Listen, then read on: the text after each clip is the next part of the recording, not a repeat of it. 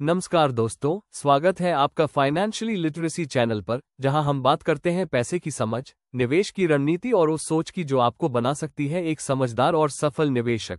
आज की दुनिया एक जबरदस्त आर्थिक और राजनीतिक अस्थिरता के दौर से गुजर रही है।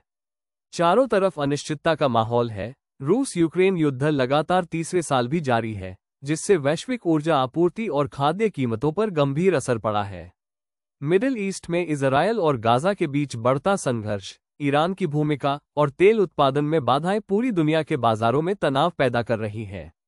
वहीं चीन और अमेरिका के बीच तकनीकी और व्यापारिक टकराव ने वैश्विक सप्लाई चेन को कमजोर कर दिया है, जिससे उत्पादन और निवेश दोनों पर असर पड़ रहा है।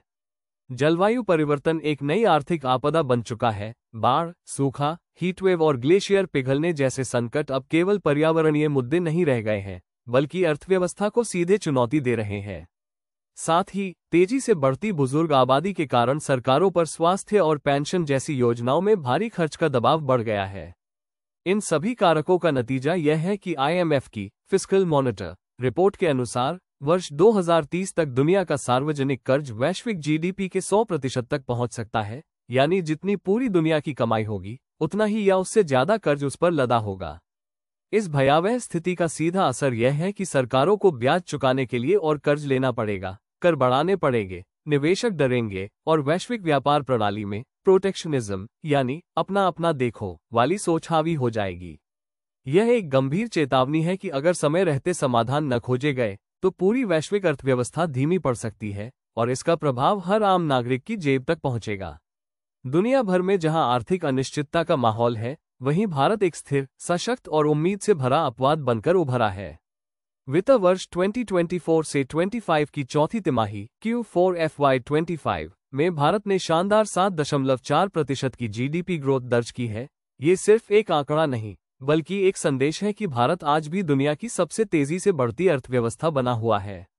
जब दुनिया में मंदी का डर है, विकास दरें गिर रही हैं, तब भारत की यह मजबूती वैश्विक निवेशकों और नीति निर्माताओं के लिए एक उम्मीद की किरण है।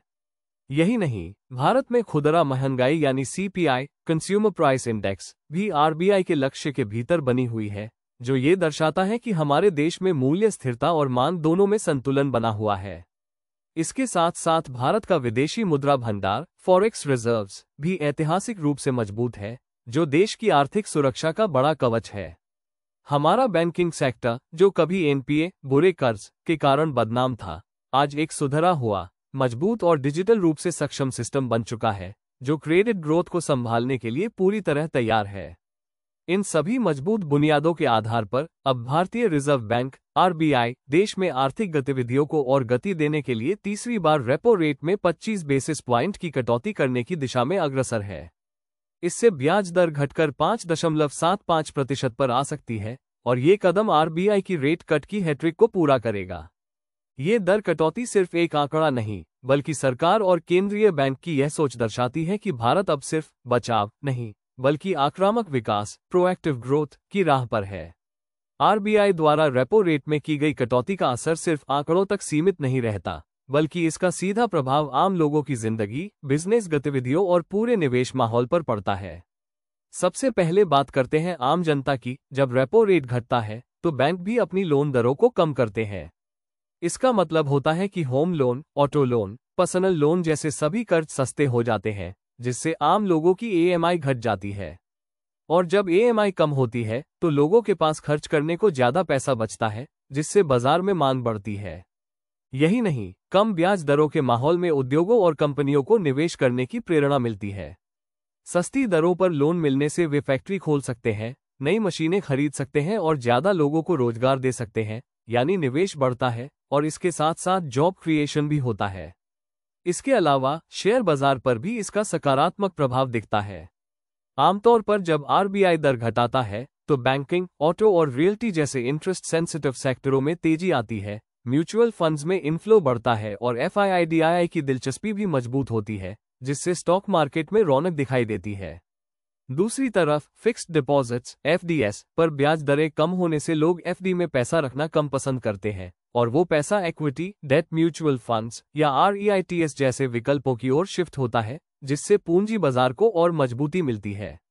हाँ, एक साइड इफेक्ट ये हो सकता है कि ब्याज दरों में गिरावट से भारतीय रुपया INR पर कुछ दबाव बनता है और ये थोड़ा कमजोर हो सकता है, लेकिन RBI का मुद्रा नियंत्रण तंत्र काफी सशक्त है और INR की गिरावट को वो संतुलित करने की क्षमता रखता है। उल्टा, रुपये की गिरावट का लाभ निर्यातकों एक्सपोर्टर्स को होता है क्योंकि उन्हें अपने उत्पादों का अधिक मूल्य प्राप्त होता है। इस प्रकार रेपो रेट कटौती एक ऐसा टूल है जो खपत, निवेश, रोजगार और निर्यात चारों क्षेत्रों में आर्थिक गति को तेज करने में मदद करता है। अब जब RBI ने एक और रेट कट कर दिया है, तो एक अहम सवाल उठता है, निवेशक अब क्या करें?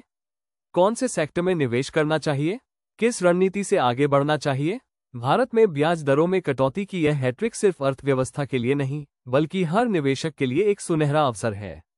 जब रेपो रेट घटती है, तो सबसे पहले आपको उन सेक्टरों पर ध्यान देना चाहिए जो सीधे सीधे ब्याज दरों से प्रभावित होते हैं, जैसे बैंकिंग, ऑटोमोबाइल और रियल एस्टेट। बैंक अब सस्ते दर पर पैसा उधार दे पाएंगे, जिससे उनकी लोन ग्रोथ और प्रॉफिटेबिलिटी बढ़ सकती है। इसी तरह ऑटो और हाउसिंग सेक्टर को भी नई मांग मिलेगी, क्योंकि लोग अब सस्ते लोन लेकर वाहन या घर खरीदने के लिए प्रेरित होंगे। ऐसे में इन सेक्टरों की कंपनियों में निवेश करना मध्यम से लंबी अवधि में मुनाफा देने वाला हो सकता है। इसके साथ ही निवेशकों को ये समझना होगा कि FD जैसे सुरक्षित निवेश विकल्प अब कम रिटर्न देंगे, क्योंकि ब्याज दरें घट गई है। ऐसे में आपको अपने पोर्टफोलियो को थोड़ा रिस्क फ्रेंडली बनाना पड़ेगा, यानी equity mutual funds, date funds और REITs जैसे विकल्पों पर विचार करें। यदि आप रिटायर्ड हैं या कम जोखिम लेना चाहते हैं, तो हाइब्रिड फंड्स या कंजर्वेटिव एलोकेशन फंड्स एक अच्छा विकल्प हो सकते हैं। SIP सिस्टमैटिक इन्वेस्टमेंट प्लान को जारी रखें, क्योंकि जब बाजार अस्थिर होता है, तब SIP आपकी लागत को औसत करता है और आपको लंबे समय में बेहतर रिटर्न मिल सकता है। अगर आप शेयर मार्केट में सीधे निवेश करते हैं, तो ऐसे स्टॉक्स चुनें जिनका डेब्ट कम है, जो इंटरेस्ट रेट कटौती से लाभ कमा सकते हैं, जिनकी मैनेजमेंट भरोसेमंद है और बिजनेस मॉडल सस्टेनेबल है। साथ ही ग्लोबल अनिश्चितताओं को नजरअंदाज न करें। अपने पोर्टफोलियो को डाइवर्सिफाई करें, थोड़ा इक्विटी, थोड़ा डेट, थोड़ा real estate investment trusts REITs और थोड़ी मात्रा में गोल्ड ETFs भी रखें। रेट कट का सीधा मतलब है ग्रोथ को बूस्ट देना, और जहां ग्रोथ होती है, वहां समझदार निवेशक पहले से तैयारी करके बैठते हैं। तो सवाल ये नहीं है कि क्या निवेश करें, सवाल ये है, क्या आप इस मौके को पहचान पाएंगे? दोस्तों, इस पूरे विश्लेषण से हमें एक बात साफ समझ आती है, दुनिया चाहे कितनी भी अनिश्चितता में डूबी हो, चाहे रूस यूक्रेन युद्ध हो, चीन अमेरिका का ट्रेड वॉर हो, या जलवायु और जनसंख्या जैसे दीर्घकालिक संकट, भारत एक स्थिर और उभरती हुई शक्ति की तरह सामने आया है। 7.4% की GDP ग्रोथ, नियंत्रित महंगाई, मजबूत बैंकिंग सेक्टर और RBI की लगातार तीसरी रेट कट, ये सब इस बात का संकेत हैं कि भारत सिर्फ परिस्थितियों से लड़ नहीं रहा, बल्कि उन्हें एक अवसर में बदल रहा है। सवाल अब ये नहीं है कि दुनिया में क्या चल रहा है, सवाल ये है, क्या आप भारत के इस ग्रोथ सफर का हिस्सा बनना चाहते हैं?